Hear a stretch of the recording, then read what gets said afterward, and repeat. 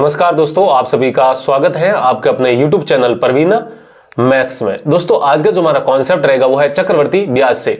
दोस्तों आज के इस वीडियो में हम सीखेंगे कि चक्रवर्ती ब्याज को कैसे निकाला जाता है। इससे पहले वाले वीडियो के अंदर हमने साधारण ब्याज को निकालना सीखा था। यदि आपने अभी तक वो वीडियो नहीं देखा है तो उस वीडियो का लिंक मैंने इस वीडियो के डिस्क्रिप्शन बॉक्स में दे दिया है। सीधा वहां पर क्लिक करके आप सीधा पहले देखिए और साधारण ब्याज कैसे निकाला जाता है वो आप सीख जाएंगे।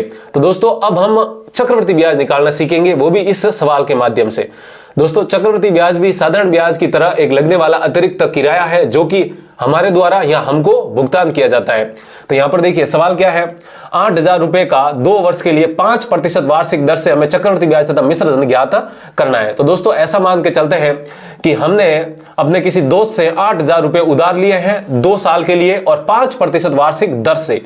तो हम 2 साल बाद अपने दोस्त को कितनी राशि लौटाएंगे, और जो राशि हम लौटाएंगे, अब 8,000 तो हमें उसको देने ही देने हैं, लेकिन 8,000 रुपए हमें एक और एक्स्ट्रा ब्याज भी देना पड़ेगा, जो कि यहां पर कौन सा ब्याज है, चक्रवर्ती ब्याज है। दोस्तों ब्याज 2 तरह के होते हैं, एक साधारण ब्याज होता है और एक चक्रवर्ती ब्याज।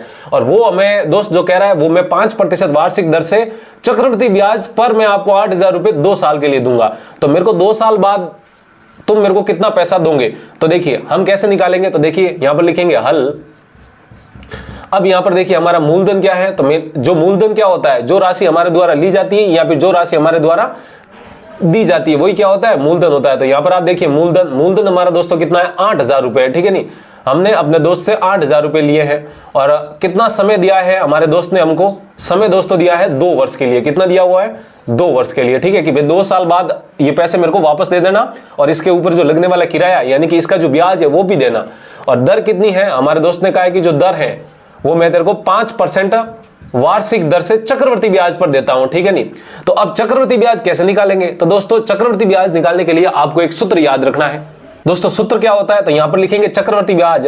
जिस प्रकार साधारण ब्याज का सूत्र होता है इसी प्रकार चक्रवर्ती ब्याज का भी सूत्र होता है। तो लिखेंगे चक्रवर्ती ब्याज बराबर दोस्तों क्या होगा, ध्यान से देखिएगा, मूलधन गुणा 1 प्लस दर बटा में दोस्तों 100 लगाना है और फिर और घात कितनी हो जाएगी दोस्तों, समय हो जाएगी। ठीक है, और इसमें से आपको माइनस करना है मूलधन वापस। ठीक है नहीं, क्या माइनस करना है आपको दोस्तों, मूलधन माइनस करना है। ठीक है, तो चक्रवर्ती ब्याज निकालने का जो सूत्र आएगा दोस्तों क्या होगा, मूलधन गुणा 1 प्लस दर बटा 100 की घात समय और माइनस में आपको दोस्तों मूलधन कर देना है। ठीक है, ये जो दोस्तों आया, ये जो सिर्फ इतना सूत्र है जिसको मैं गोले में बंद कर रहा हूं, ये जो सूत्र है दोस्तों ये मिश्र धन का सूत्र है, वो भी चक्रवर्ती ब्याज की दर से मिश्र धन निकालने का ये सूत्र होता है। और मिश्र धन में से हम मूलधन घटा देंगे तो दोस्तों हमारे पास ब्याज यानी कि चक्रवर्ती ब्याज बच जाएगा। तो यहां पर देखिए चक्रवर्ती ब्याज निकालते हैं तो बराबर में अब दोस्तों जो यहां पर हमारे द्वारा ये राशि है इस सूत्र के अंदर रख देते हैं। तो देखिए दोस्तों मूलधन कितना है 8,000, तो यहां पर लिखेंगे 8,000 गुणा 1 प्लस दर कितनी है दोस्तों हमारे पास 5% यानी कि 5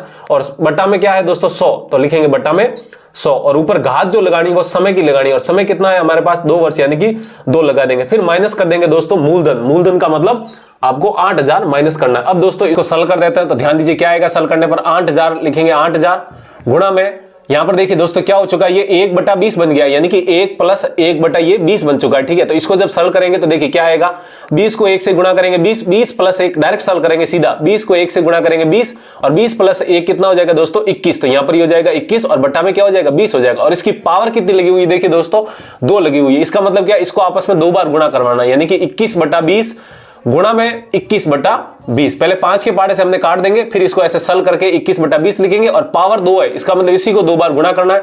और दोस्तों पीछे क्या लगा हुआ है माइनस का 8,000, तो यहां पर लिखेंगे -8,000। अब इसको सल कर देते हैं, तो देखिए ये 20 का भाग इसमें देंगे तो कितनी बार जाएगा 4 बार। ठीक है, 80 में चला जाएगा 4 बार और ये क्या बन जाएगा दोस्तों 400। फिर 20 का भाग वापस से 40 में देंगे तो कितनी बार जाएगा 2 बार और पीछे ये 0 बन जाएगा।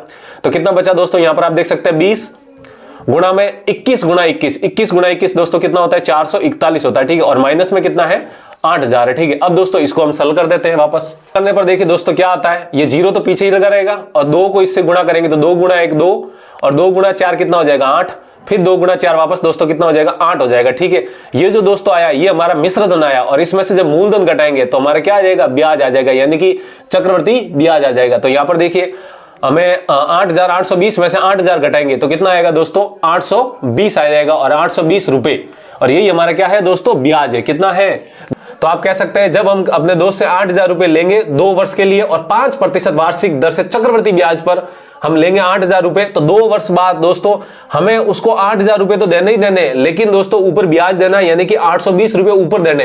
तो आप कह सकते हैं जो हमें टोटल लगाना पड़ेगा वो कितना लगाना पड़ेगा, 820 रुपए और 8,000, यानी कि आप कह सकते हैं 8,820 रुपए हमें वापस देने। और यही हमारा क्या है दोस्तों, मिश्र धन होगा। ठीक है, तो उम्मीद है आपको समझ में आया होगा कि किस तरह चक्रवृद्धि ब्याज को निकाला जाता है। यदि आपको समझ में आया तो वीडियो को लाइक कीजिए, और अभी तक चैनल को सब्सक्राइब नहीं किया तो वीडियो को नीचे वाला जो लाल बटन है उसको दबा दीजिए।